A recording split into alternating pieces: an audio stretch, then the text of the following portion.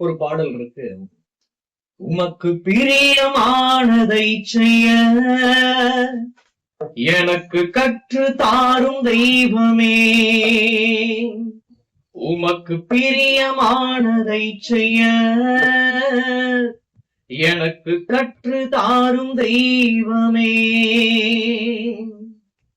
என்ன பிரதர், எங்களுக்கு பிரியமானதை செய்ய அப்படின்னு சொன்னா நாங்க கொஞ்சம் எடுத்துப்போம், தேவனுக்கு பிரியமானதை செய்யறது தானே கஷ்டம் அப்படின்னு நீங்கள் இருதயத்தில் சொல்லிக் கொண்டிருப்பது புரிகிறது.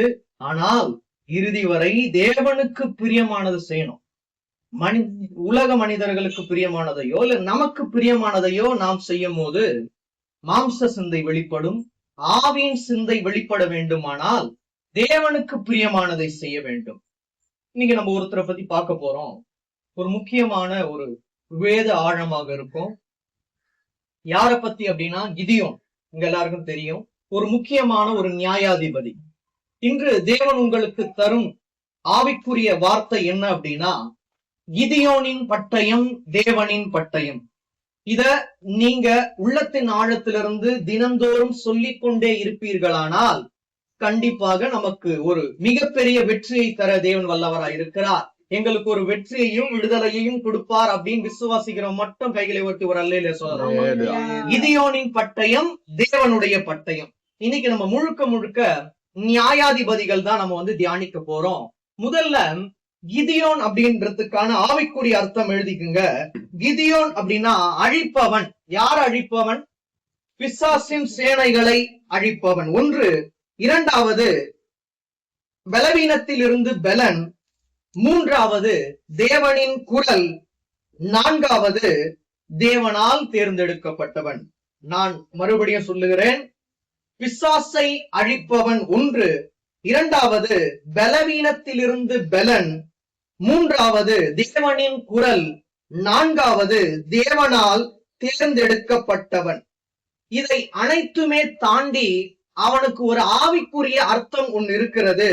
அதை நம்ம இப்ப தியானிக்க போறோம். தியானிக்கிறதுக்கு முன்பதாக அவனுக்கு எந்த சாப்டர்ல அழைப்பு வருது அப்படின்னா, நியாயாதிபதிகள் 6ஆம் அதிகாரத்துல அவனுக்கு தேவனுடைய அழைப்பு வருகிறது. எடுத்து வாசிங்க, நியாயாதிபதிகள் 6ஆம் அதிகாரம் 2ஆம் வசனம்.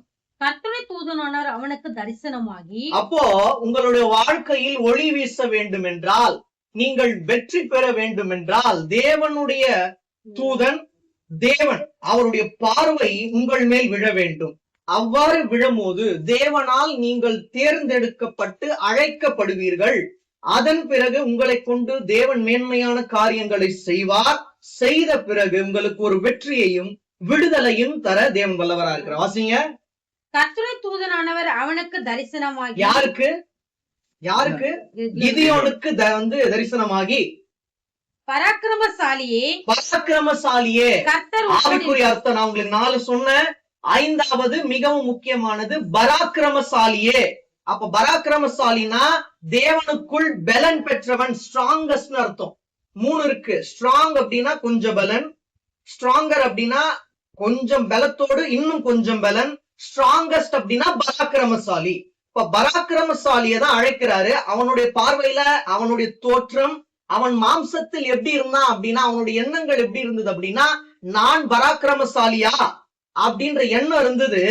ஆனால் தேவன் தேவதூதன் மூலமா கிதியோனுக்கு ஒரு வாக்குத்தத்தமா சொல்றாரு, நான் உன்னை அழைக்கிறேன், நீ பராக்கிரமசாலி.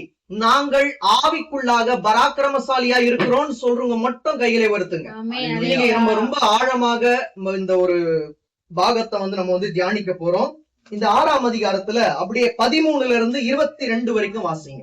அப்பொழுது கிதியோன் அவரை நோக்கி, என் ஆண்டவனே, கர்த்தர் எங்களோடு இருந்தால் இவைகள்லாம் எங்களுக்கு நேரிடுவானேன்? கர்த்தர் எங்களை எகிப்திலிருந்து கொண்டு வரவில்லையா என்று எங்கள் பிதாக்கள் எங்களுக்கு விவரித்து சொன்ன அவருடைய அற்புதங்கள் எல்லாம் எங்கே? அப்போ கிதியோனுக்கு ஒரு சந்தேகம் இருந்தது. ஆண்டவராகிய தேவன் எங்களோடு இருந்திருந்தா இந்த கஷ்டம் எல்லாம் எங்களுக்கு நேரிட்டு இருக்குமா அப்படின்னு ஒரு கேள்வி இருந்தது. ஏன் இருந்ததுன்னா, நீங்க 6ஆம் அதிகாரத்துல 1ல இருந்து வாசிச்சு பாத்தீங்கன்னா, பாவங்கள் ஜாஸ்தியாச்சு, ஜாஸ்தி ஆனதுனால மீதியான் கைக்கு என்ன பண்றாரு, இவர்களை ஒப்புவிக்கிறார். 7 ஆண்டுகள் இவங்க என்ன பண்றாங்க, அடிமைத்தனத்துல இருக்காங்க. 2 காரியங்கள். ஒன்று, பாவம் செய்வீர்களானால் உங்களுக்கு என்ன வாழ்க்கை, அடிமைத்தனம் வாழ்க்கை. நீங்கள் ஜெபம் செய்வீர்களானால் விடுதலை. இந்த 6ஆம் அதிகாரத்துல மையமாக இந்த கருத்து தான் இருக்கிறது. 2 விதமான கருத்து. ஒன்று, நீங்கள் பாவம் செய்தால் அடிமைத்தனம். 2வது, நீங்கள் ஜெபம் செய்தால் விடுதலை. எங்களுக்கு பாவம் செய்தால் அடிமைத்தனம் வேண்டும் வந்து சொல்றவங்க மாத்திரம் கையில ஒருத்தி ஒரு அல்ல சொல்லலாமா? அது இருக்கக்கூடாது. இல்ல பரவாயில்ல, ஆவிக்குரிய கண்கள் திறக்கப்பட்டதற்காக தேவனுக்கு நான் நன்றி சொல்றேன். பாவத்தினால் நீங்கள் அடிமைத்தன வாழ்க்கைக்குள்ளாக நடக்கக்கூடாது. ஒன்று, எங்களுக்கு ஜெபத்தினால் விடுதலை வேணும் அப்படின்னு சொல்றவங்க மாத்திரம் கையில வருதுங்க. எங்களுக்கு விடுதலை கிடைச்சா போதும், ஜெபம் பண்ண மாட்டோம் அப்படின்றது வேற. ஜெபம் செய்வோம், அதனால் எங்களுக்கு விடுதலை கிடைக்கும். அதுதான் வாழ்க்கை. கண்டிப்பா நான் விசுவாசிக்கிறேன். ஜெப வாழ்க்கையில கசப்பு, மாம்சம் இந்த 2க்கும் இடம் கொடுக்காமல் இருப்பீர்களானால் உங்களுக்கு தேவன் விடுதலையை தர தேவன் வல்லவராய் இருக்கிறார். அப்படியே வாசிங்க, 22 வரைக்கும் வாசிங்க. இப்பொழுது கர்த்தர் எங்களை கைவிட்டு மீதியான கையில் எங்களை ஒப்பு கொடுத்தாரே என்றான். அப்போ இவனுக்கு எப்படி இருந்ததா விசுவாசம்? ஒப்பு கொடுத்தாரே என்றான். ஒப்பு கொடுத்தது உண்மைதான்.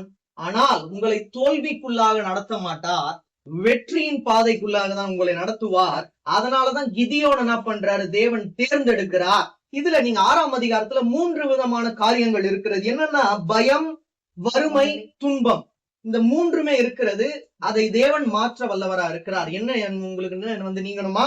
பயம் நீங்கணும், வறுமை நீங்கணும், துன்பம் நீங்கணும். துன்பம் நீங்கி போனாலே உங்களுடைய வாழ்க்கையில் இன்பமான காரியங்களை தேவன் தர வல்லவரா இருக்கிறார். 22 வரைக்கும் அப்படியே வாசிங்க. அப்பொழுது கர்த்தர் அவனை நோக்கி பார்த்து, உனக்கு இருக்கிற இந்த பலத்தோடு போ, நீ இஸ்ரவேலை மீதியான கையில் நீங்களாக்கி ரட்சிப்பாய், உன்னை அனுப்புகிறவர் நான் அல்லவா என்றான். உன்னை அனுப்புகிறவர் நான் அல்லவா என்றான். அதற்கு அவன், என் ஆண்டவரே, நான் இஸ்ரவேலை எதனால் ரட்சிப்பேன்? இதோ மனாசே என்னுடைய குடும்பம் மிகவும் எளிது, என் தகப்பன் வீட்டில் நான் எல்லாரிலும் சிறியவன் என்றான். அதற்கு கர்த்தர், நான் உன்னோடு கூட இருப்பேன், ஒரே மனுஷனை முறியடிப்பது போல நீ மீதியான முறியடிப்பாய் என்றார். இப்போ இதுல 2 விதமான காரியங்கள். ஒன்று, தேவ தூதன் மூலமாய் பேசுகிறார். 2வது, தேவனே பேசுகிறார். 2 விஷயங்கள் உங்களோட வாழ்க்கையில் இருக்கணும். தேவதூதன் உங்களுக்கு பாதுகாப்பா இருந்தால் தேவதூதன் மூலியமாய் தேவன் உங்களை அழைப்பார். அழைத்த பின்பு நீங்கள் சீரான வாழ்க்கைக்குள்ளாக நடத்த படுவீர்கள். அதன் பிறகு தேவன் உங்களோடு பேசி உங்களை அழைப்பார்.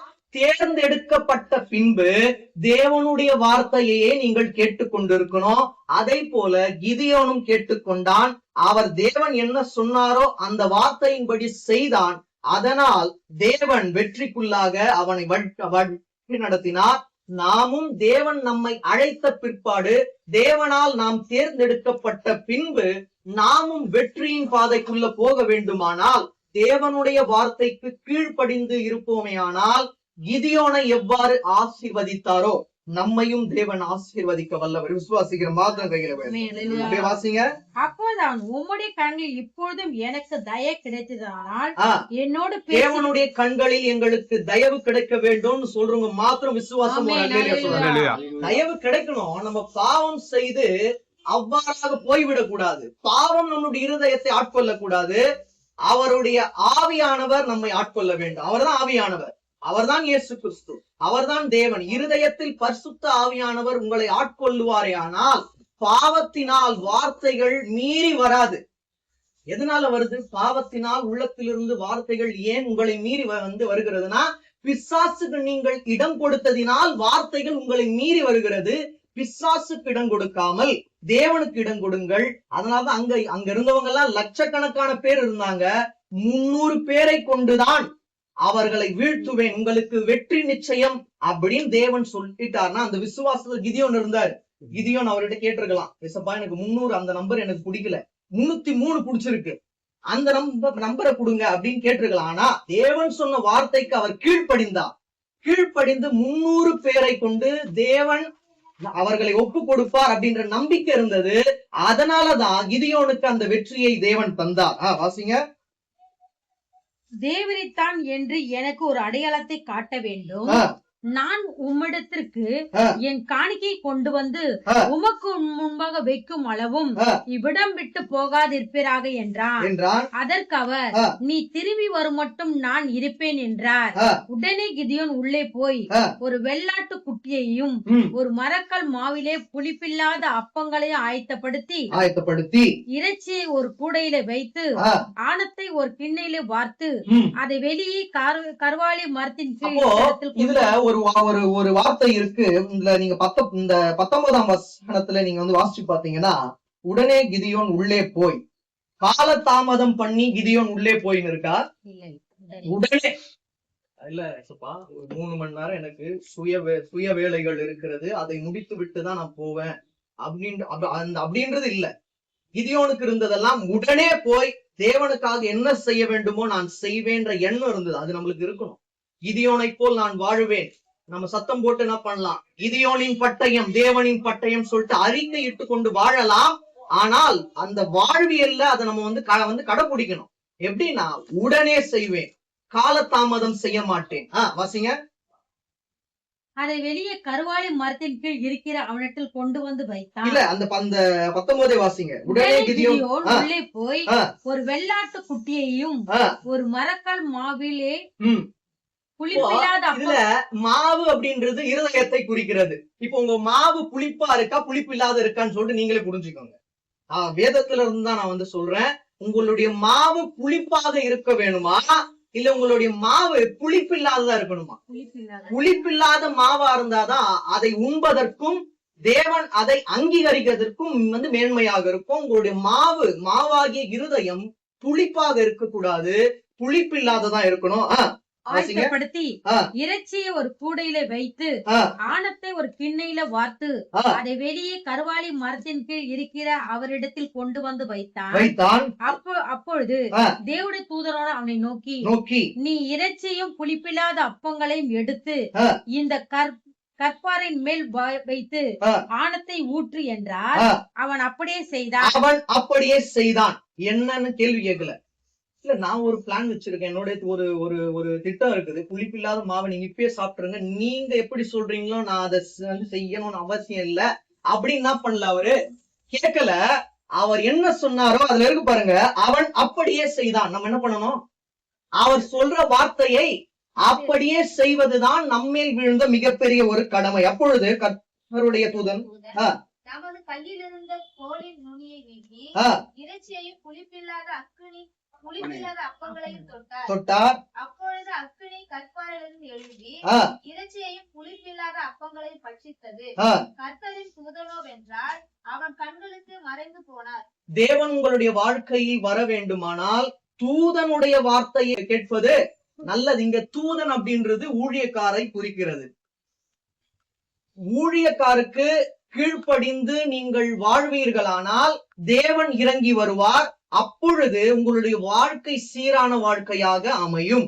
அதனாலதான் இங்க தூதன் அப்படின்ற இடத்துல ஊழியர் அப்படின்னு இருக்கு. அப்ப ஊழியர் அப்படின்னா ஊழியரோட வார்த்தைகளை கிதியோன் கேட்டு அதற்கு மாறாக செய்யாமல் ஊழியரோட அவருடைய வார்த்தைக்கு கீழ்ப்படிந்து அந்த வார்த்தையின்படியே செய்தான்.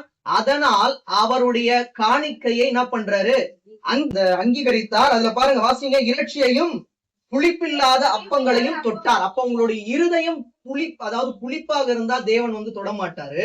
உங்களுடைய இருதயம் புளிப்பில்லாத இருந்தால் தேவன் தொடுவார். வாசிங்க. அப்பொழுது அக்கினி கற்பாரிலிருந்து எழும்பி இறைச்சியையும் புளிப்பில்லாத அப்பங்களையும் பட்சித்தது. கர்த்தரின் தூதனோ வென்றால் அவன் கண்களுக்கு மறைந்து போனார். இப்போ தேவனுடைய அதாவது தேவ தூதனுடைய வேலை முடிந்து விட்டது. இப்போ தேவனே வந்து வருவார். பாருங்க, வாசிங்க. அப்பொழுது கிதியோன் அவர் கர்த்தருடைய தூதன் என்று கண்டு, ஐயோ கர்த்தரான ஆண்டவரே, நான் கர்த்தருடைய தூதனை முகமுகமாய் கண்டேனே என்றான். முகமுகமாய் கண்டேனே என்று சில நேரங்கள்ல தேவனுடைய உண்மையான ஊழியனை அறிந்து கொள்றது இல்ல. அவங்க போனதுக்கு அப்புறமா தான் உண்மையான ஊழியனை நாங்கள் தேர்ந்தெடுக்க தவறிவிட்டோமே. அவரை பார்த்தது உண்மைதான், ஆனால் அவருடைய வார்த்தைக்கு நாங்கள் கீழ்ப்படியாத போனோம் அப்படின்றது மாம்சத்துக்குரிய வாழ்க்கை. இவர் பார்த்தாரு. சில நேரங்கள்ல ஆவிக்குரிய கண்கள்ல இவருக்கு தேவ தூதன்ற அறிவு முழுமையா இருந்திருக்காரு. அதன் பிறகுதான் புரிந்து கொள்றார். மறைந்து போன பின்புதான் தேவதூதன், தேவனால் அனுப்பப்பட்ட தேவன் தூதன் சொல்லிட்டு அவர் வந்து அறிஞ்சுக்கிறாரு. எப்பனா அந்த காணிக்கையை இவர் அங்கீகரித்த பின்புதான் அது அந்த ஒரு காரியத்தை புரிந்து கொள்றாரு. வாசிங்க. அதுக்கப்புறம் அதற்கு கர்த்தர் சமாதானம், பயப்படாதே, நீ சாவதில்லை என்று எப்போ தேவனுடைய வார்த்தைக்கு நீங்கள் கீழ்ப்படிந்து அந்த வார்த்தையின்படி நான் செய்வேன் என்று சொல்லும் போது கர்த்தர் வருவார். இப்ப என்ன பண்றாரு? கர்த்தர் வரார், உனக்கு சமாதானம். இங்க சொல்றாரு, யாருக்கு சமாதானம்? உங்கள் அனைவருக்கும், நாம் அனைவருக்கும் சமாதானம், பயப்படாதே, நீ சாவதில்லை என்றார். இதை மட்டும் நம்ம எடுத்துப்போம். தேவன் எனக்கு அற்புதமான வாக்குத்தத்தத்தை கொடுத்துட்டாரு. அதற்கு கர்த்தர் உனக்கு சமாதானம், பயப்படாதே, நீ சாவதில்லை என்றார். அருமையான வார்த்தை. ஆனால் அவருடைய வார்த்தைக்கும் அவரால் தேர்ந்தெடுக்கப்பட்டு அழைக்கப்பட்ட ஊழியருடைய வார்த்தைக்கும், நான் அடிக்கோடிட்டு சொல்றேன், உண்மையான ஊழியரின் வார்த்தைக்கும் நீங்கள் கீழ்ப்படிவீர்களானால் அப்பொழுது தேவன் இறங்கி வந்து உங்களுக்கு சமாதானத்தை கூறுவார், பயப்படாதே என்று கூறுவார், நீங்கள் ஆவிக்குரிய வாழ்க்கையில் சாவதில்லை என்றும் உறுதிப்படுத்துவார். அப்படியே வாசிங்க. கர்த்தருக்கு ஒரு பலிபீடத்தை கட்டி அதற்கு யெகோவா ஷாலோம் என்று பெயரிட்டார். அது இந்நாள் வரைக்கும் அபியஸ்தரின் ஊராகிய ஒப்ராவில் இருக்கிறது.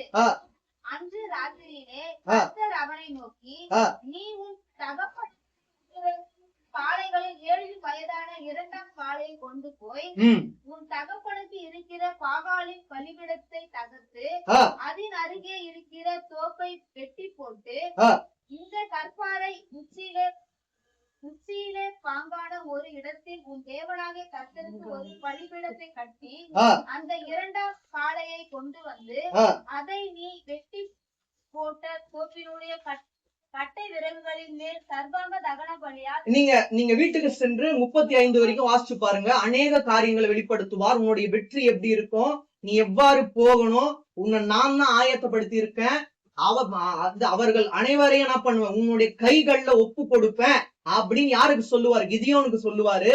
நீங்கள் அவர்கள் அனைவரையும் என்னுடைய கைகள்ல ஒப்பு கொடுப்பது என்பது உண்மைனா நான் ஒரு பரீட்சை வைக்கிறேன், நீங்க எனக்கு காட்டுங்க, அப்ப நான் அதை உண்மை நம்புறேன்னு சொல்லிட்டு யாரு கேட்பான்னா கிதியோன் கேட்பான். அததான் இப்ப வந்து தியானிக்க போறோம். அதே இதுல 36ல இருந்து 40 வரைக்கும் பொறுமையா வாசிங்க. அப்பொழுது கிதியோன் தேவனை நோக்கி, யாரை நோக்கி? தேவனை நோக்கி, தேவரீர் சொன்னபடி என் கையிலே இஸ்ரவேலை ரட்சிக்க வேண்டுமானால் இதோ நான் மயிருள்ள ஒரு தோலை களத்திலே போடுகிறேன். பனி தோலின் மேல் மாத்திரம் பெய்து பூமியெல்லாம் காய்ந்திருந்தால் அப்பொழுது தேவரீர் சொன்னபடி இஸ்ரவேலை என் கையினால் ரட்சிப்பீர் என்று அதனால் அறிவேன் என்றான். இவர் என்ன பண்றாரு? நான் இத நீங்க செஞ்சுட்டீங்கன்னா கைகள்ல ஒப்பு கொடுப்பீங்க அப்படின்னு நான் விசுவாசிக்கிறேன் அப்படின்னு சொல்லிட்டு இவர் ஒரு தோலை களத்தில் போடுகிறார். ஒரு லேண்ட்ல போடுறாருன்னு வைங்களேன். அதுல என்ன சொல்றாருன்னா, அந்த தோல்ல மட்டும் தான் பனி இருக்கணும், சுற்றிலும் பனி இருக்க கூடாது. ஒன்று அவ்வாறாக நடந்தது. வாசிங்க. அப்படி ஆயிற்று. அவன் மறுநாள் காலமே எழுந்திருந்து தோலை கசக்கி அதிலிருந்த பனி நீரை ஒரு கிண்ணம் நிறைய பிழிந்தான். அப்போது கிதியோன் தேவனை நோக்கி, நான் இன்னும் ஒரு விசை இன்னும் ஒரு தடவைப்பா அப்படின்னு கேக்குறான். முதல்ல அந்த தோல்ல மட்டும் பனி இருக்கணும், வெளி எங்கேயும் இருக்க கூடாது அப்படின்னு சொன்னவன் இப்ப என்ன பண்றான்? மறுகாலமே எழுந்து அதுல இருக்கிற பனியெல்லாம் எடுத்துட்டு மறுபடியும் நான் அங்கேயே போடுவேன், மற்ற இடத்துல எல்லாம் பனி இருக்கணும், இந்த தோல்ல மட்டும் பனி இருக்க கூடாது அப்படின்னுவா. அது அப்படியே ஆயிற்றா? வாசிங்க. அப்பொழுது கிதியோன் தேவனை நோக்கி, நான் இன்னும் ஒரு விசை மாத்திரம் பேசுகிறேன், உமது கோபம் என் மேல் மூளாதிருப்பதாக. தோலினால் நான் இன்னும் ஒரு விசை சோதனை பண்ணட்டும், தோல் மாத்திரம் காய்ந்திருக்கவும் பூமி எங்கும் பனி பெய்ந்திருக்கும் கட்டளையிடும் என்றான். அப்படியே தேவன் அன்று ராத்திரியை செய்தார். தோல் மாத்திரம் காய்ந்திருந்தது, பூமி எங்கும் பனி பெய்திருந்தது. தோல் மாத்திரம் காய்ந்திருந்தது, பூமி எங்கும் பனி பெய்திருந்தது. ஆவிக்குரிய அர்த்தம் இதுல இருக்கிறது. அந்த தோல் இருக்கு பாத்தீங்களா? தோல் அப்படின்றது இருதயம், தேவன் ஆளுகை செய்கிற இருதயம். பனியினால் நிறையப்படுவது அப்படின்றது ஆவிக்குள்ளாக நாம் நிறையப்பட வேண்டும். அதன் பிறகு அந்த ஒரு தோல்ல பனி இல்ல, மற்ற இடங்கள்ல என்ன இருக்குது? அந்த பனி இருக்கு. மாம்சமும் தேவனால் நிறையப்படுவது மிகவும் முக்கியம். தோல் என்பது இருதயத்தை குறிக்கிறது. மற்ற இடங்கள் அப்படின்றது மாம்சத்தை குறிக்கிறது.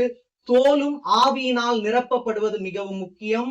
மற்ற இடங்கள் என்பது மாம்சமும் தோலினால் அந்த ஆவிக்குள்ளாக நிரப்பப்படும் அப்படின்றது ரொம்ப ரொம்ப முக்கியமானது. இன்னும் கூட நம்ம எடுத்து வந்து வாசிக்கலாம். நியாயாதிபதிகள் 7ஆம் அதிகாரம் 16 வாசிங்க. அந்த 300 பேரை 3 படையாக வகுத்து அவர்கள் ஒவ்வொரு கையிலும் ஒரு எக்காலத்தையும் வெறும் பானையையும் அந்த பானைக்குள் வைக்கும் தீவட்டையும் கொடுத்து 3 இருக்கு. என்னென்ன இருக்கு? எக்காலம் இருக்கிறது, பானை, அப்புறம் என்ன இருக்கு? தீவெட்டி. இது 3க்குமே ஒரு ஆவிக்குரிய அர்த்தம் இருக்கிறது. உங்களுடைய பானை உடைக்கப்பட வேண்டும் ஒன்று. இரண்டாவது, உங்களுடைய பானை உடைக்கப்பட்டால் ஒளி வீசும். இரண்டாவது. மூன்றாவது, எக்காலம் அப்படின்றது தேவனுடைய குரல். அப்போ அந்த பானை உடைக்கப்படணும்னா இருதயத்தில் உள்ள பாவங்கள் உடைக்கப்பட வேண்டும் ஒன்று. அவ்வாறு உடைக்கப்பட்டால்தான் தேவனுடைய ஒளி உங்களுடைய இருதயத்தில் வீசும். இரண்டாவது. மூன்றாவது, தேவனுடைய ஒளி உங்களுடைய இருதயத்தில் வீசினது என்றால் உங்களுடைய வாழ்க்கையில் தேவனுடைய குரலே உங்களை அற்புதமாய் நடத்தும். அதுதான் அங்க அழகா ஆச்சு. நீங்க பாருங்க, வேற எந்த ஆயுதமும் இல்ல. மூன்று தான். பானை, தேவனுடைய தீவெட்டி, மூன்றாவது எக்காலம். அப்படியே வாசிங்க. அவர்களை நோக்கி நான் செய்ததை பார்த்து அப்படி நீங்களும் செய்யுங்கள். இதோ நான் பாளையத்தின் முன்னணியில் வந்திருக்கும் பொழுது நான் எப்படி செய்கிறேனோ அப்படி நீங்களும் செய்ய வேண்டும். நானும் என்னோடு இருக்கும் சகலமான பேரும் எக்காலம் ஊதும் போது நீங்களும் பாளையத்தை சுற்றி. யார் சொல்றதுன்னா, தேவனிடத்திலிருந்து வார்த்தை பெற்ற கிதியோன் அவர்களுக்கு ஆலோசனை கொடுக்கிறார். என்ன கொடுக்கிறாரு? கர்த்தர் எவ்வாறு சொன்னாரோ அதை நான் செய்தேன். நான் என்ன சொல்றனோ அதை நீங்கள் செய்வீர்களானால் வெற்றி நமக்கு கண்டிப்பாக நிச்சயமாக இருக்கிறது. ஏனால் இந்த வெற்றி இவர்களால் நியமிக்கப்பட்டதல்ல, பரலோகத்தில் இருக்கிற தேவனால் நியமிக்கப்பட்டது. தேவனுடைய வார்த்தையை பெற்ற கிதியோன் அந்த வார்த்தையின்படியே அவர்களுக்கும் ஆலோசனை கொடுத்தார். அதை அவர்களும் செய்தார்கள். அதனால் வெற்றி வந்தது. அப்படியே வாசிங்க. எக்காலங்களை ஊதி கர்த்தருடைய பட்டயம் கிதியோனுடைய பட்டயம் என்பீர்களாக என்று சொன்னான். கர்த்தருடைய பட்டயம் கிதியோனுடைய பட்டயம் என்பீர்களாக என்று சொன்னான். அப்ப நம்ம என்ன சொல்லணும்? கர்த்தருடைய பட்டயம் கிதியோனின் பட்டயம் என்று நீங்கள் சொல்ல வேண்டும் அப்படின்னு தேவனுடைய வார்த்தை இருக்குமானால், வார்த்தை மாறாமல் நாம் சொல்வது மிகவும் முக்கியமாக வந்து இருக்கிறது. இதை அவர்கள் சொன்னார்களா அப்படின்னு பார்த்தா கண்டிப்பா சொன்னாங்க. கீழே வாசிங்கன்னா புரியும். வாசிங்க. நடு ஜாமத்தின் துவக்கத்தில் ஜாமக்காரரை மாற்றி வைத்த பின்பு கிதியோன் அவனோடு இருந்த 100 பேரும் அந்த ஜாமத்தின் துவக்கத்திலே. இது எப்படி உங்களுக்கு புரியாது? எப்படி 100 பேரு? 300 பேர் தானே. 300 பேரை 3 பாகங்களா பிரிச்சாங்க இல்லையா? 100 100 100 ஆக மொத்தம் 3மே இணைத்தால் 300 பேர். இதை நீங்க இந்த ஆராய்ஞ்சாதான் புரியும். எப்படின்னா, நீங்க 16 இருந்து வாசிச்சு பாத்தீங்கன்னா, அந்த 300 பேரை 3 படையாக வகுத்து அப்படின்னா என்ன அர்த்தம்? 3 பாகங்களா பிரிக்கிறாரு. அப்ப 300 3 பாகங்களா பிரிச்சா என்ன வருது? 100 100 100. இப்ப உங்களுக்கு புரியும். வாசிங்க. 19 இருந்து வாசிங்க. நடு ஜாமத்தின் துவக்கத்தில் ஜாமக்காரரை மாற்றி வைத்த பின்பு கிதியோனும் அவனோடு. நடு ஜாமத்துலதான் நமக்கு தூக்கம் ஆழ்ந்து வரும். அங்க நடு ஜாமத்துலதான் தேவனுடைய வார்த்தை கிரியை செய்யும். இந்த 3ல இருந்து 6 அப்படின்றது ரொம்ப ரொம்ப முக்கியமானது. தேவன் எப்ப உங்களை எழுப்பி ஜெபம் பண்ணணும் அப்படின்றாரோ அந்த நேரத்துல எழுந்துடணும். அந்த அறிவு ஞானம் கிதியோனுக்கும் தேவனால் கொடுக்கப்பட்ட அந்த 300 பேருக்கும் இருந்தது. வாசிங்க. கிதியோனும் அவனோடு இருந்த 100 பேரும் அந்த ஜாமத்தின் துவக்கத்திலே பாளையத்தின் முன்னணியில் வந்து எக்காலங்களை ஊதி தங்கள் கையில் இருந்த பானைகளை உடைத்தார்கள். அதனாலதான் சொன்னேன், உங்களுடைய இருதயம் உடைக்கப்படுவது மிகவும் முக்கியமானது. 3 படைகளின் மனுஷரும் எக்காலங்களை ஊதி பானைகளை உடைத்து தீவெட்டிகளை தங்கள் இடது கைகளிலும் ஊதும் எக்காலங்களை தங்கள் வலது கைகளில் பிடித்துக் கொண்டு கர்த்தருடைய பட்டயம் கிதியோனுடைய பட்டயம் என்று சத்தமிட்டு சொன்னாங்களா? அப்போ கர்த்தருடைய பட்டயம் கிதியோனின் பட்டயம். இத அவர்கள் சொல்லி கேளாமல் இருந்தால் தோல்வியா இருக்கும். சொல்லி கேட்டதினால் அவர்களுக்கு வெற்றி. 21 வாசிங்க. பாளையத்தை சுற்றிலும் அவரவர் தங்கள் நிலையிலே நின்றார்கள். அப்பொழுது பாளையத்தில் இருந்தவர்கள் எல்லாரும் சிதறி கூக்குரலிட்டு ஓடி போனார்கள். சிதறி கூக்குரலிட்டு ஓடி போனார்கள். தேவனுடைய ஊழியரின் வார்த்தையையும் தேவனுடைய வார்த்தையையும் நீங்கள் கேட்டு ஒன்றுமே மாறாமல் அதை செய்வீர்களானால், உங்களுக்கு விரோதமாக என்ன ஆயுதங்கள் எழும்பினாலும் அது சிதறி கூக்குரலிட்டு ஓடி போகும்படியாக தேவன் செய்வார். விசுவாசிக்கிற மாத்திரம் கையில் 3 விஷயங்கள்: எக்காலம், பானை, 3வது தீவட்டி. உங்களோட பானை அந்த இருதயம் உடைக்கப்படுவது யாருக்குள்ள உடைக்கப்படணும்? தேவனுக்குள்ளாக உடைக்கப்படணும். பாவத்துலனா ஆகணும், உடைக்கப்படணும். உங்களுடைய இருதயத்துல கசப்பு இருக்கக்கூடாது, வைராக்கியம் இருக்கக்கூடாது, தீமையான காரியங்கள் இருக்கக்கூடாது. அது எல்லாத்துல இருந்தும் நம்ம உடைக்கப்பட்டு வந்தால்தான் அவருடைய ஒளி நம்மளுடைய இருதயத்தில் வீசும். அவ்வாறு வீசும் போது அவர் எக்காலம் போல நம்மளுடைய இருதயத்தில் பேசிக்கொண்டே இருப்பார். மறுபடியும் 21 வாசிங்க. பாளையத்தை சுற்றிலும் அவரவர் தங்கள் நிலையிலே நின்றார்கள். அப்பொழுது பாளையத்தில் இருந்தவர்கள் எல்லாரும் சிதறி கூக்குரலிட்டு ஓடி போனார்கள். அப்போ உங்களுடைய நிலைகள்ல நீங்க நிக்கிறோம். நாங்க 100 பேரா இருக்கோம், ரொம்ப நேரமா நிக்கிறோம். கொஞ்ச நேரம் நாங்க 2வது பாகத்துக்கு வரோம், இந்த 3வது பாகத்துல இருக்கவங்க 2வது பாகத்துக்கு வாங்க அப்படின்னு அவர்கள் மாறி இருக்கலாம். ஆனால் அவர்களுக்கு மாம்ச சிந்தை இல்ல, ஆவியின் சிந்தை இருந்தது. கிதியோனால் தேவனுக்கு எங்களுக்கு உண்டான ஒரு வார்த்தை, நாங்கள் எந்த ஒரு நிலைப்பாட்டில் இருக்கிறோமோ அங்கதான் இருப்போம், அங்கேயே தேவன் எங்களை நடத்துவாரு. நீங்க கொஞ்சம் நினைச்சு பார்த்திருக்கலாம். ஒருவேளை அந்த 100 பேர், அதாவது பாகம் 1ல இருக்கிற 100 பேருக்கு எக்காலம் ஊதக்கூடிய வேலையா, இல்ல பாகம் 2ல இவர்களுக்கு தீவெட்டியா, 3வது இவர்களுக்கு எக்காலம், அதாவது பானை உடைக்கிற அந்த இதுவா அப்படின்னு சொல்லிட்டு நீங்க பிரிச்சு பார்க்கலாம். ஆனா 3வருமே என்ன பண்ணாங்க? அந்த 3த்தையும் என்ன பண்ணாங்க? பிடித்து கொண்டு அதை உறுதியா இருந்தாங்க. உங்களுடைய இருதயம் உடைக்கப்படுவது ரொம்ப ரொம்ப முக்கியம். அவ்வாறு உடைக்கப்படும் போது தேவனின் ஒளி நம்மளுடைய இருதயத்தில் வீசும். இருதயத்தில் வீசும் போது 3வது என்ன சொன்ன? தேவனுடைய குரல் உங்களுடைய இருதயத்தில் கேட்க வேண்டும். எங்க கேட்கணும்? உங்களுடைய இருதயத்தில் அவருடைய குரல் கேட்டால்தான் தேவன் உங்களை ஒரு பாகமா அற்புதமா வழி நடத்துவார். இப்ப நீங்க அந்த 18 வாசிங்க. அந்த 7ஆம் அதிகாரத்துல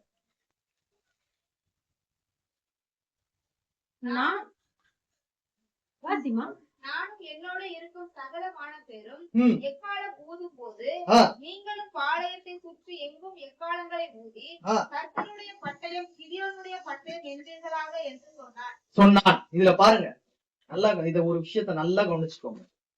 தேவன் என்ன சொன்னாரோ நீங்க அதுக்கப்புறமா 6ஆம் அதிகாரத்துல இருந்து நீங்க வாசிச்சு பாத்தீங்கன்னா, தேவன் சொல்லக்கூடிய ஒரு வார்த்தைகளையும் கிதியோன் கீழ்ப்படிந்ததினால் அவர் என்ன பண்றாரு? தெளிவாக இவர்களுக்கு அவர்களுக்கு எடுத்து உரைக்கிறார். நான் என்ன சொல்றேனோ அதை நீங்க செய்யுங்க அப்படின்னு சொல்றாரு. இதுல இறுதி பாகம் ரொம்ப ரொம்ப முக்கியமானது. அது பாருங்க, அந்த 18 இறுதி பாகம் மட்டும் வாசிங்க. கர்த்தருடைய பட்டயம் கிதியோனின் பட்டயம் என்பீர்களாக என்று சொன்னான். 21 வாசிங்க.